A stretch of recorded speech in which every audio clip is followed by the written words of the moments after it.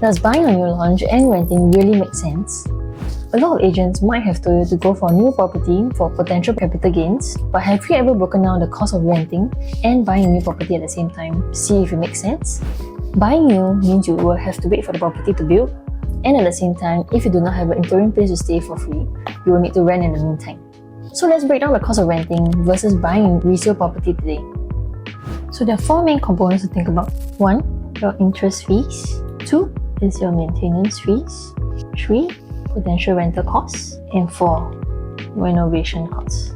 So if you buy a resale property today at $2 million and today's interest rate is at 2.9%, assuming you take a 30 years loan and a 75% loan, you will be paying $3,625 a month on interest alone. If you go for a new property, you will only be paying about $1,001 a month because of its progressive payment stages. So overall, over the course of 3 years, your interest is definitely lower because the amount dispersed is lower than if you go for a resale property.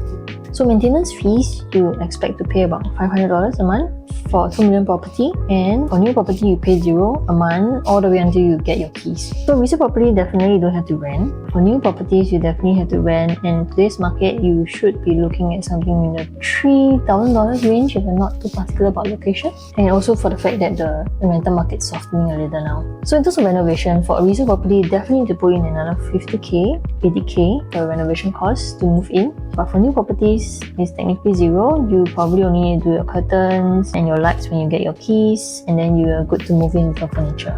So if I put in the cost here, the interest alone will sum up to about $130,000 here, including your maintenance of $18,000 over the course of 3 years and your potential renovation of $50,000. This one adds up to almost $200,000. So if you go for a new property, you save on interest, you save on maintenance as well, but you got to pay rent. So if I add up the cost of your interest over the course of 3 years, it adds up to $39,600 plus $0 in maintenance costs and about $108,000 for your rental per month. That adds up to $146,000. So just based on this alone, you realize that you're better off buying into a new property and renting instead rather than going for resale today. The main bulk of the costs here is because of the interest rates. Interest rates today 2.9%. Going to a $2 million property, you are paying a lot to interest every single month.